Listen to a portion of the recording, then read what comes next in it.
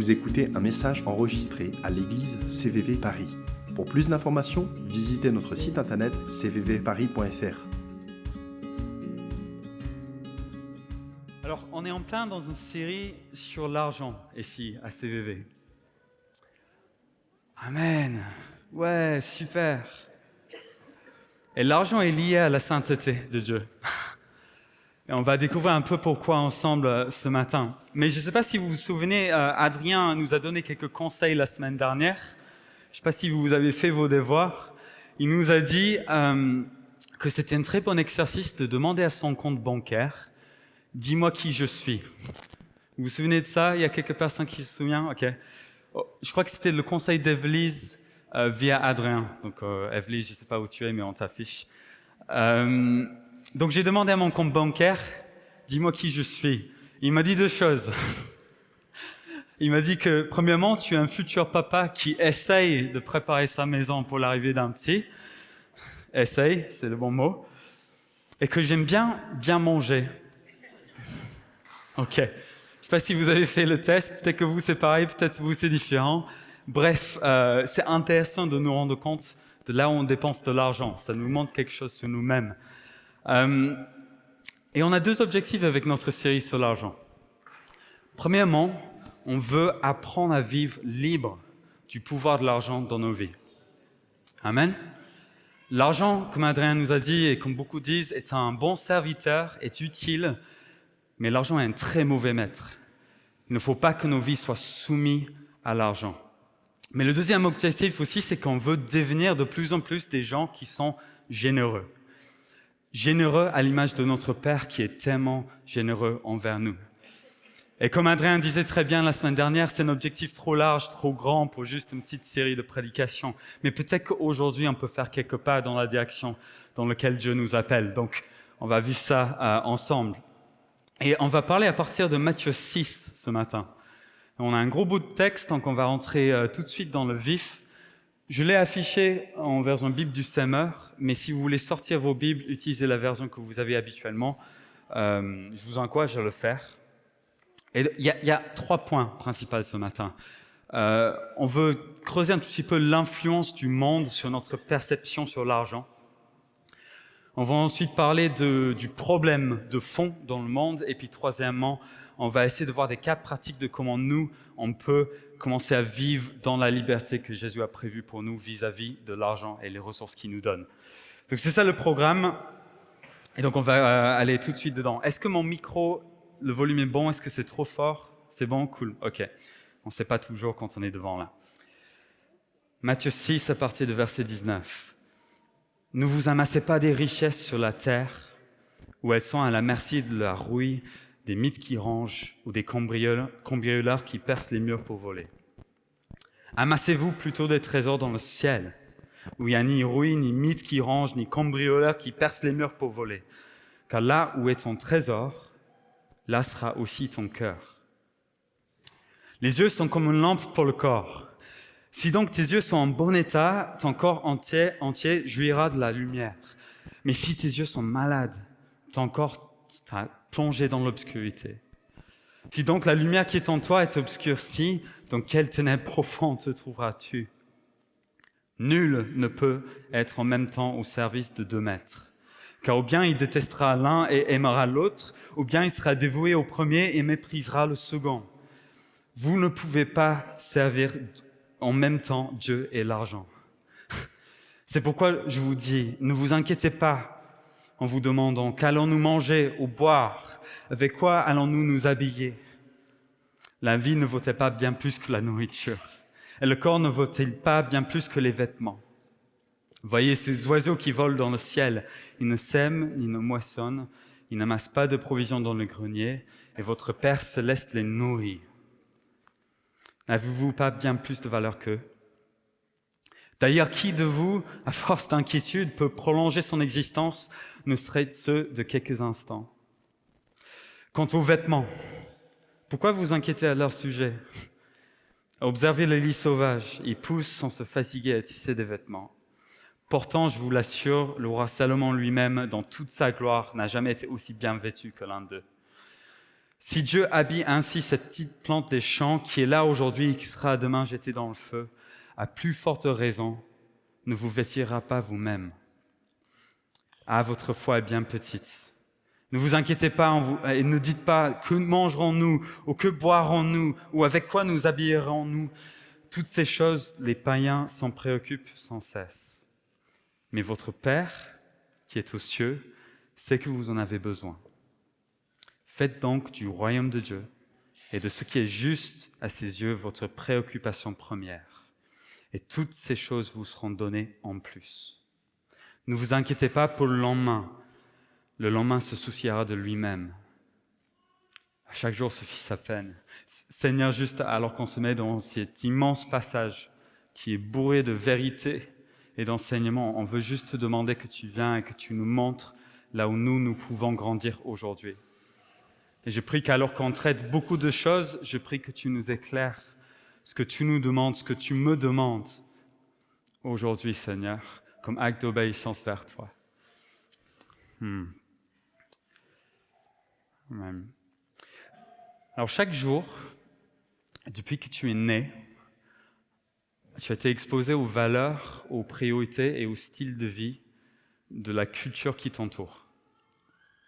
Ta façon de voir le monde est orientée et impactée dans l'environnement dans lequel tu baignes et que tu as baigné depuis que tu es né. Les sociologues ils parlent d'un concept qui s'appelle la sociabilisation. C'est l'idée que c'est le processus par lequel on intériorise les normes, les valeurs de la société dans laquelle on évolue. Donc en gros, ce que ça veut dire, c'est qu'on apprend progressivement à adopter un comportement qui est conforme aux attentes des autres autour de nous au fur et à mesure de notre vie. On est comme des éponges qui absorbent ce qui se fait pas. Donc par exemple, un enfant, il apprend que quand il va à l'école, l'école c'est un lieu où on est censé apprendre. Et l'école aussi, c'est un lieu où il y a certaines attentes de comportement, notamment par exemple. Donc on est censé pas taper sur ses camarades, pas les mordre pour les plus petits. Un enfant apprend en fait à s'adapter à son environnement, à savoir où il est. Et c'est un processus clé qui nous aide à vivre en société. C'est un processus par lequel nous adaptons pour pouvoir être un bon citoyen, être une bonne personne vis-à-vis du monde qui nous entoure, la socialisation. Mais ce phénomène, ce processus ne concerne pas que des choses élémentaires, comme savoir qu'on est à l'école ou pas à l'école. Nos amis, nos cercles familiales, nos collègues nous apprennent, par exemple, ce qu'il faut faire d'un vendredi soir. Par exemple, ils nous apprennent l'importance ou non d'un budget. Ils nous apprennent aussi l'importance ou non du repos. Les gens qui nous entourent nous aident à hiérarchiser les choses dans nos vies. L'influence de notre entourage est particulièrement présente aussi dans le domaine de l'argent. J'ai un bon ami qui se cherchait pendant plusieurs années. Et pendant ce temps-là, il travaillait dans la restauration. Et je me suis rendu compte, on n'était pas dans la même ville, donc de temps en temps on se prenait des nouvelles, qu'il était dans un environnement où ses collègues avaient des habitudes assez particulières vis-à-vis de l'argent. En gros, ils recevaient leur salaire en début de mois et ils les dépensaient au plus vite. Ils achetaient des choses chères, ils achetaient beaucoup de choses et puis ils se trouvaient quelque part dans le mois sans argent et puis ils attendaient la fin du mois pour encore avoir de l'argent et pouvoir le dépenser. Et ce qui est malheureux, c'est que j'ai vu mon ami, petit à petit, commencer à adopter ce comportement. Commencer lui aussi à acheter des choses dont il n'avait pas besoin, à s'engager dans des dépenses financières qui étaient trop importantes pour son salaire qu'il avait réellement. Et c'était assez compliqué cette saison de sa vie. Mais je me souviens du moment où il a choisi de quitter ce taf, il a repris des études, et il a commencé à côtoyer de personnes différentes. Et il s'est notamment rapproché de son frère pendant ce moment-là. Et ce qui est cool, c'est que son frère avait un super rapport avec l'argent. Il avait une vision chrétienne de la valeur des choses. Et donc, il était capable d'aider son frère un peu à voir, en fait, tu n'as pas besoin de ça. En fait, ça ne va pas t'apporter le bonheur comme tu croyais que ça allait t'apporter. Et petit à petit, j'ai vu mon ami changer d'habitude, changer de mature, il est devenu beaucoup plus mature dans sa foi. Et je l'ai vu dans son rapport avec l'argent qu'il a complètement changé. L'environnement qui nous entoure nous influence plus qu'on le pense, même en tant que chrétien. Parfois, on a l'impression qu'être chrétien, c'est une boucle contre tout ce que le monde pourrait nous jeter. C'est pas vrai. Nous devons lutter parfois contre les choses que le monde nous apprend. Nos aspirations financières, nos choix de dépenses, notre gestion du budget, notre rapport avec l'argent est souvent fruit de notre environnement. Et donc, qu'est-ce qu'on en fait? Et personnellement, je suis convaincu qu'en tant que chrétien, une des choses les plus importantes dans notre apprentissage à Jésus, c'est de réussir à identifier là où le monde nous a influencés dans la mauvaise direction et de réussir à voir ce que le Seigneur veut mettre à la place de ça. En fait, le but, c'est de changer notre manière d'agir, de penser pour être conforme à ce que Jésus enseigne. Et ce sujet de l'argent, dans ces versets de Matthieu 6, c'est exactement ça dans lequel on est en train de creuser. Et Jésus, en fait, en connaissant du coup le poids de l'argent dans nos vies et le poids de la société dans ça, dans ces versets de Matthieu 6, en fait, ce qu'il fait, c'est qu'il met en contraste l'argent, la manière de le voir dans le monde et la manière céleste de le voir. Mais juste avant de rentrer dans ça et le concret de ça, il y a un point, je pense, qui est important à faire, c'est que le problème n'est pas l'argent. Je ne sais pas si ça vous parle. Le problème n'est pas l'argent. J'ai fait mes études en économie et gestion d'entreprise. Je peux vous dire que l'argent est utile. L'argent structure la société. Elle permet à ce que ce ne soit pas chaotique dans la manière de fonctionner. Elle permet à une société de fleurir même et être prospère. L'argent est utile. Et d'ailleurs, je ne sais pas si vous avez envie d'ailleurs de retourner à l'époque du troc. Je ne sais pas si vous voyez un peu à quoi ça ressemblait. Dans certains cas, échanger 5 brebis contre une vache, par exemple, ou voilà. Je ne sais pas si vous avez envie de retourner à ça. L'argent est utile, et le Bible nous montre aussi que c'est pas un péché d'avoir beaucoup d'argent. Est-ce qu'on est au clair sur ça? Il y a beaucoup de gens dans la Bible à qui Dieu a donné beaucoup de possessions. Il y a eu des hommes très riches aussi qui ont été considérés comme justes. Ok, donc qu'est-ce qu'on en fait? C'est quoi le souci? Le souci, c'est que le monde aime l'argent. Et c'est sur ça qu'on va s'attaquer ensemble. Et j'aime bien cette citation de John Piper sur ça. Il dit « La monnaie de Dieu, c'est la grâce. Il ne paye pas en argent, mais il paye en grâce. » Isaïe 55:1. « Vous tous qui avez soif, venez chercher de l'eau. Et même vous qui n'avez pas d'argent, venez acheter et manger. » Vous qui n'avez pas d'argent, venez acheter à manger. Dieu, il paye en grâce. Mais l'argent est la devise de toutes les ressources des humains. Ainsi, le cœur qui aime l'argent met son espoir dans ce que les ressources des humains peuvent offrir et il court après ses plaisirs. Ainsi, l'amour de l'argent est presque comme avoir foi dans l'argent. Vous voyez ce qu'il veut dire? C'est la croyance, la confiance ou l'assurance que l'argent répondra à vos besoins et vous rendra heureux. Aimer l'argent, c'est mettre sa confiance dans l'argent comme source ultime de joie, de confiance, d'assurance et de sécurité. Jésus t'invite aujourd'hui de mettre en lui ton source de joie ultime, ton source de sécurité ultime, ton assurance, ta confiance. Elle doit se trouver en Jésus. L'argent est un très mauvais maître. Donc parfois, il y a concurrence dans nos cœurs entre l'argent et Dieu, même en tant que chrétiens, comme on a vu ensemble. Et la question pour nous, c'est du coup, qui gagnera dans notre cœur? Et mon désir, mon envie pour nous ce matin, c'est que le Seigneur pourra prendre un peu plus de place dans nos cœurs après ce message, après ce moment ensemble. Et donc, on va regarder quelques cas pratiques et on va essayer de mettre le doigt sur là où nous aimons un peu trop l'argent. Ok?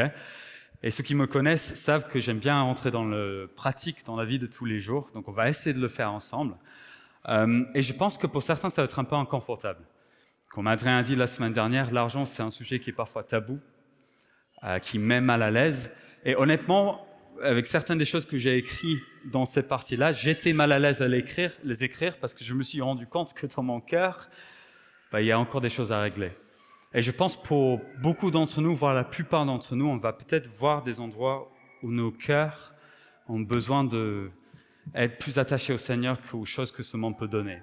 Et c'est super important du coup quand on est à un moment comme ça, où on est en train de changer d'attitude vis-à-vis des choses, de clarifier que le but de l'exercice n'est pas la culpabilité.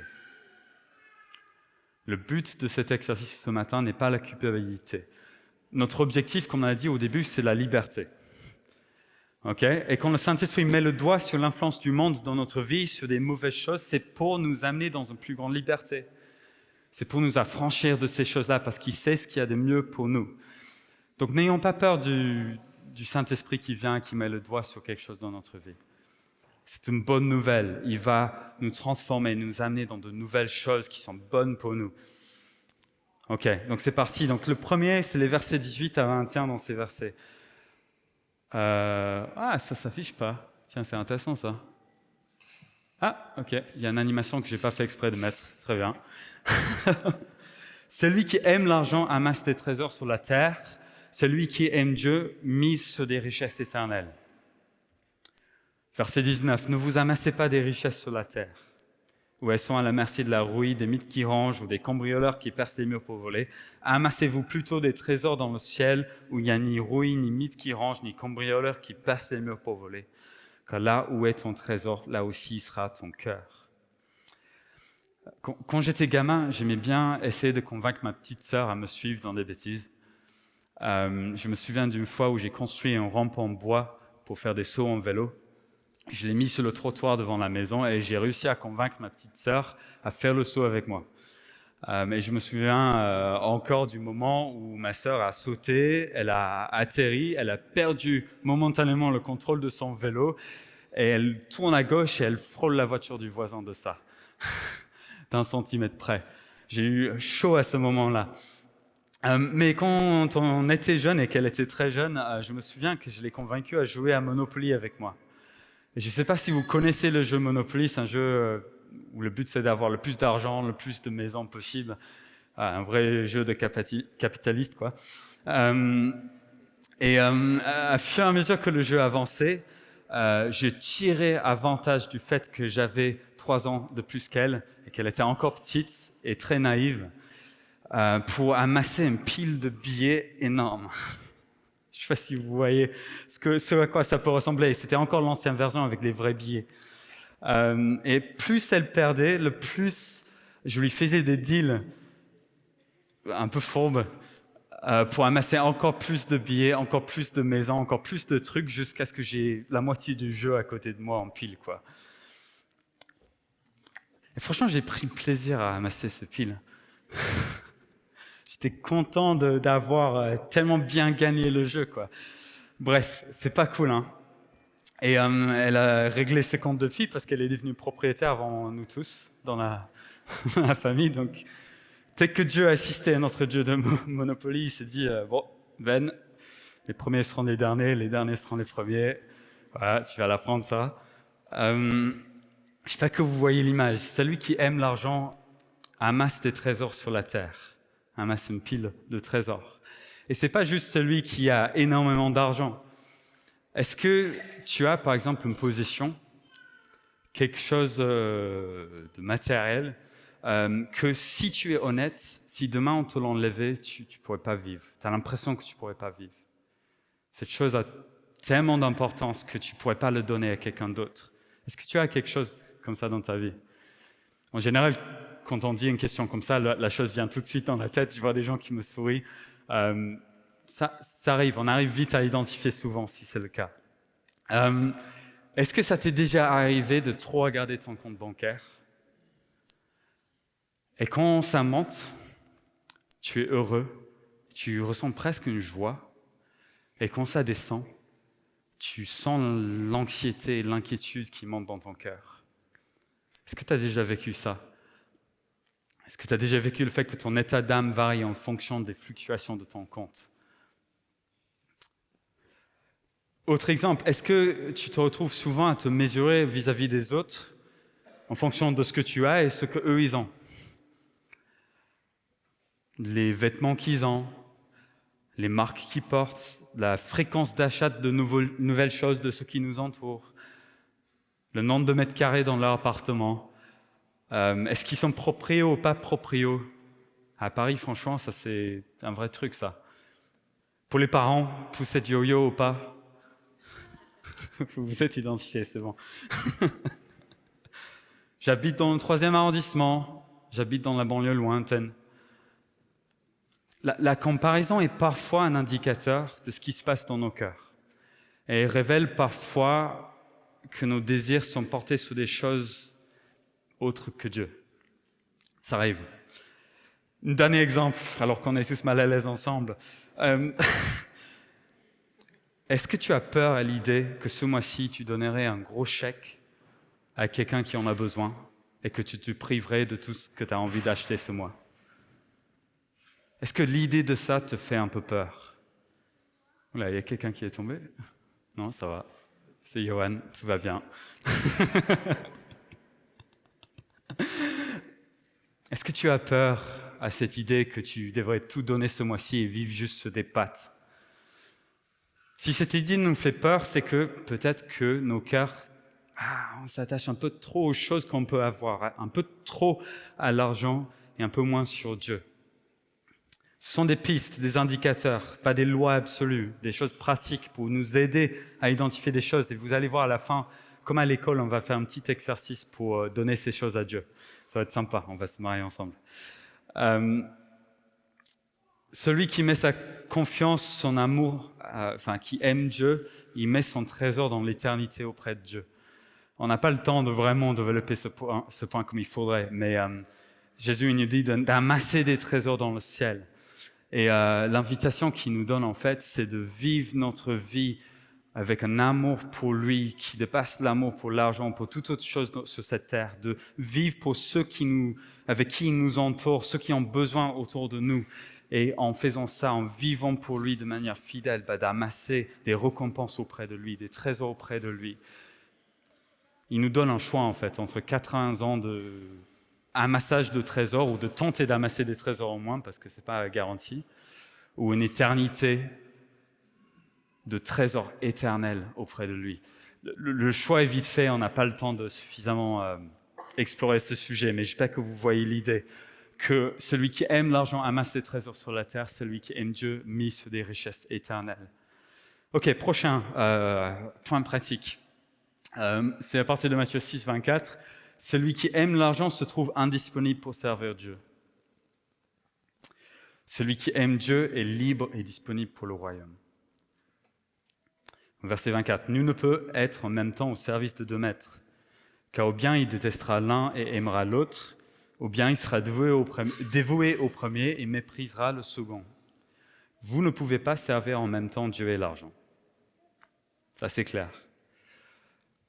L'argent et surtout l'inquiétude liée à l'argent a une tendance à nous occuper l'esprit, en fait. Et cette occupation de notre esprit a comme effet de nous rendre indisponibles envers Dieu et ses projets.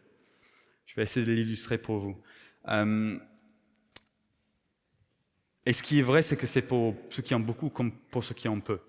Donc j'ai connu plusieurs personnes qui, dans des situations financières très compliquées, se sont mis dans une sorte de frénésie de travail. En gros, à travailler jour et nuit, prendre plusieurs boulots, week-end comme la semaine, soir comme la journée, plus de vie sociale, plus d'église, plus de prière. Il me faut de l'argent, sinon je vais pas pouvoir payer mon loyer, je vais être en difficulté. Ils se sont mis dans une frénésie et je les ai vus courir. Et finalement, jamais réussir à dégager ces craintes de manquer. De toujours vivre en fait avec ce sorte de spectre au-dessus de je vais manquer un jour et donc il faut que je travaille. On se met dans une frénésie pour essayer de nous sauver nous-mêmes et que l'argent nous sauve. J'ai connu aussi des amis qui, dans des situations très difficiles, ont refusé un travail alors qu'ils en avaient besoin pour pouvoir, toujours par exemple, avoir un jour de sabbat le dimanche, venir à l'église, se reposer aussi. et que Dieu, miraculeusement, a pourvu un travail. Il y a parfois des moments dans notre vie quand on manque de l'argent, où on a ce choix à faire, est-ce qu'on mettra toute notre confiance dans l'argent et notre capacité à le gagner, ou est-ce qu'on va mettre, même si ça fait peur, notre confiance dans le Seigneur pour pouvoir pour nous. Ce n'est pas un jeu, hein. Les réalités financières sont vraies, elles sont là, elles sont présentes, mais nous avons un choix à faire. Dans quoi est-ce que tu mets ta confiance quand tu as peu et quand tu as beaucoup aussi? En fait, la poursuite d'une réussite financière et de conditions de vie confortables et agréables peuvent aussi nous mettre dans cette focalisation sur l'argent dans notre vie au lieu de sur Dieu. On a envie de garder, de maintenir ou même augmenter notre confort, notre niveau de vie. On a l'impression que c'est ça qu'il nous faut et donc on travaille dur, on travaille de plus en plus, on prend responsabilité dans nos entreprises, on commence à mettre de plus en plus de temps dans notre travail et notre cerveau, notre pensée est occupée par autre chose que le Seigneur. C'est un vrai sujet à Paris pour ça. Et la réalité, c'est qu'il n'y a pas un problème en fait à avoir des responsabilités, des grosses responsabilités dans les entreprises. Même c'est quelque chose peut-être que Dieu va t'appeler à avoir, à faire. Le problème, c'est que ces choses deviennent comme nécessaires dans nos vies pour être confortables et pour se sentir en sécurité, alors que seulement Jésus peut vraiment te donner une vraie sécurité dans ta vie. Amen. Il y a des gens d'ailleurs, un petit aparté, votre appel vraiment, c'est d'aller dans le monde des affaires, le monde du politique, etc., et créer du changement, et d'amener l'évangile à des gens qui sont inaccessibles pour beaucoup d'entre nous. Il y a des gens, vous êtes appelés à ça. Et à CVV, on veut être derrière vous, on veut vous soutenir. On comprend que ça veut dire parfois que vous n'êtes pas à l'église, ou qu'il y a des choses à faire tard le soir, que vous n'êtes pas aux réunions, etc. On veut vous soutenir dans ça. Et donc on distingue ça de l'amour de l'argent qu'il peut avoir dans la poursuite d'une réussite financière. OK. Un dernier point pratique, puis on va faire notre exercice ensemble. C'est les versets 25 et 34. Celui qui aime l'argent, on a déjà touché un peu, mais on va faire un zoom sur ça. Celui qui aime l'argent s'inquiète pour demain. Celui qui aime Dieu vit en paix aujourd'hui. En paix aujourd'hui. C'est pourquoi je vous dis, ne vous inquiétez pas en vous demandant qu'allons-nous manger ou boire? Avec quoi allons-nous nous habiller? Comment on va payer le loyer? Comment on va payer les transports, l'essence pour la voiture, les réparations, les factures, la nourriture? Toutes ces choses, les païens s'en préoccupent sans cesse. Mais votre Père qui est aux cieux sait que vous en avez besoin. Ça fait du bien de savoir que le Seigneur sait qu'on a besoin des choses matérielles. Faites donc du royaume de Dieu et de tout ce qui est juste à ses yeux votre préoccupation première. Et toutes ces choses vous seront données en plus. Ne vous inquiétez pas pour le lendemain se souciera de lui-même, à chaque jour suffit sa peine. Je me souviens encore du jour et du lieu où ces versets sont devenus réels pour moi. Vous savez, il y a des versets, on les connaît, et parfois ils descendent dans le cœur. Et je me souviens, je marchais dans la rue près de là où ma sœur habitait à l'époque, et je me souviens de m'être dit tout simplement, en fait, si je décide de me donner à 100% au projet de Dieu, il s'occupera de tout ce dont j'ai besoin. Ça semble tout bête comme pensée, tout simple. Mais en fait, c'est vrai. Si je décide de me donner à 100% au projet de Dieu et à ce qui est important pour lui, il pourvoira à mes besoins. Est-ce qu'on le croit, ça? À ce moment-là, je l'ai cru. Et je me souviens de la paix qui est descendue dans mon cœur, qui m'a bouleversé et qui a impacté toutes mes décisions depuis ce moment. Dieu, il t'appelle à quelque chose dans ta vie. Il t'appelle à faire des choses pour lui, à t'occuper, à te préoccuper en première place avec son royaume, avec ses priorités, avec ses objectifs. Et la promesse pour vous, pour nous tous, c'est qu'il pourvoira à nos besoins si nous mettons en premier toutes ces choses-là. Et ça ne veut pas dire que tout le monde est destiné à aller dans le ministère. Ce n'est pas ça l'idée d'être à 100% pour Dieu. C'est une expression de ça. Mais l'autre expression pour nous tous, c'est quand nous allons au travail, c'est quand nous côtoyons les gens dans notre quartier, c'est notre vie de tous les jours en fait que le Seigneur veut à 100% pour lui. Et c'est dans les choses simples et mondaines de tous les jours que notre dédication au Seigneur se sent ou pas. Et peut-être pour toi, ça va être quelque chose de gros, comme par exemple ne pas choisir ton travail en fonction du salaire, mais en fonction de ce que vous avez l'impression que le Seigneur vous demande de faire. Pour ceux qui ont le luxe d'avoir ce choix-là. Peut-être pour certains, ça va plus subir votre travail. Parce que le royaume de Dieu veut faire en fait irruption dans votre lieu de travail. Il veut impacter vos collègues. Il veut entrer dans tes conversations avec tes collègues, avec tes managers. Il veut entrer dans ta manière de te porter dans ce lieu. Est-ce que c'est ce lieu-là? Est-ce que pour toi aussi, c'est uniquement vers la fin des prédications, souvent on commence à se mâcher la langue, quoi. Bientôt, je vais arrêter de parler. Est-ce que pour toi, c'est aussi pas être uniquement absorbé par tes besoins, ta vie, tes désirs, ce que toi tu veux faire? Est-ce que c'est de commencer à se décider que je vais vivre pour lui aujourd'hui? Et ce 100% dédié à Dieu, c'est de se dire chaque matin, en fait, Seigneur, qu'est-ce que je peux faire pour toi aujourd'hui? Je suis disponible, je suis là, envoie-moi là où tu veux que j'aille. À quoi ça ressemble dans ta vie, mettre en premier le royaume de Dieu?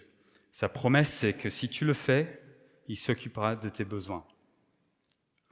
Donc on a vu 3 choses sur mon sang qu'on pourrait voir ensemble. On a vu que... Wow, je suis perdu dans mes notes. Que celui qui aime l'argent amasse des trésors sur la terre, mais celui qui aime Dieu mise sur des richesses éternelles. On a vu aussi que celui qui aime l'argent se trouve indisponible pour servir Dieu, mais celui qui aime Dieu se met volontiers disponible à servir le royaume de Dieu. Et troisièmement, on a vu aussi que celui qui aime l'argent s'inquiète pour demain, et celui qui vit pour Dieu vit en paix aujourd'hui. Et beaucoup plus ancré dans le présent, au lieu de s'inquiéter pour l'avenir. Et comment est-ce qu'on peut répondre à ça? Je me suis dit, on va faire le truc classique, on va prier les uns pour les autres, ou on va faire un appel, prier les uns pour les autres, mais ce serait bien qu'on fasse quelque chose de différent un tout petit peu. Et donc j'ai pris inspiration de nos amis profs qui sont dans l'église, et j'ai découpé, 150 petits bouts de papier. Ça m'a pas pris longtemps, il ne faut pas... Voilà. Et Ludo est allé chercher des stylos pour moi. Merci beaucoup, Ludo. Et donc, on va faire un petit exercice ensemble, et j'aurai besoin de Ludo et Maki pour distribuer les bouts de papier. Peut-être que le Seigneur a mis en avant une chose. Il y a une chose dans tout ce qu'on vient de décrire où vous vous êtes dit « Ah ça, oui, là, peut-être, j'aime un peu trop l'argent. Ça a pris peut-être un peu trop de place dans ma vie. » Et le but, c'est que nous écrivons tous, à moins que vous soyez parfaits, mais que nous écrivons tous sur un petit bout de papier cette chose-là. Et comme une prière commune, ensemble, envers Dieu, ce qu'on va faire, c'est qu'on va les mettre dans une des 2 boîtes d'offrandes qui sont quelque part, on va aller les chercher après. Et on va le mettre là, on va tous aller le mettre, on ne va pas regarder ce que les uns et les autres ont mis, mais comme prière envers Dieu, on va lui déposer ces choses-là, et on va lui demander « Rends-moi libre, donne-moi de la paix ». Et donc on va louer Dieu après ça, et je pense qu'il va nous remplir avec de la paix, pour nous qui sommes inquiets par rapport à l'argent, pour nous qui s'affolons pour les choses ici.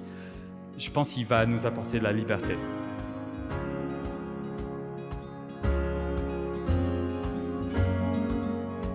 Vous venez d'écouter un message enregistré à CVV Paris.